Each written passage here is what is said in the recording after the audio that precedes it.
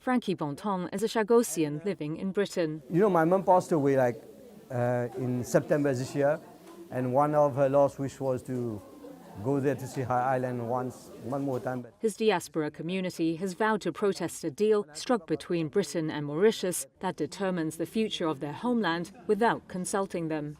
In October, British leaders agreed to hand the Chagos Islands over to Mauritius while retaining control of the Diego Garcia military base for 99 more years. That's after forcibly removing Chagossians more than half a century ago from parts of the Indian Ocean archipelago to make way for the British US base.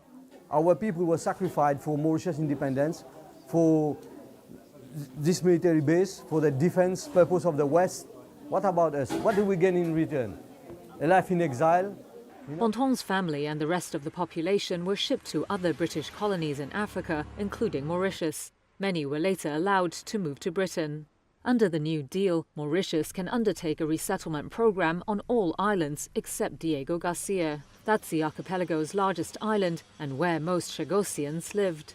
Like many in his community, Bonton says they weren't consulted on the agreement, so cannot endorse it. Our views and opinion, we should be at the negotiating table, and they have to listen to us, because if they want to implement any resettlement plan or whatsoever, Chagossians should be involved, simple like that, But since the deal was struck, high-profile figures have publicly criticized it, including new Mauritian Prime Minister Naveen Ramgoolam and Marco Rubio, US President-elect Donald Trump's pick for Secretary of State. Uncertainty over the agreement has given fresh hope to members of the Chagossian diaspora for a last chance to demand a rethink. They plan to protest at the British Parliament and are looking at options, including hunger strikes. Fellow British Chagossian Jemmy Simons underlined the trauma being inflicted on generations of those who were colonized.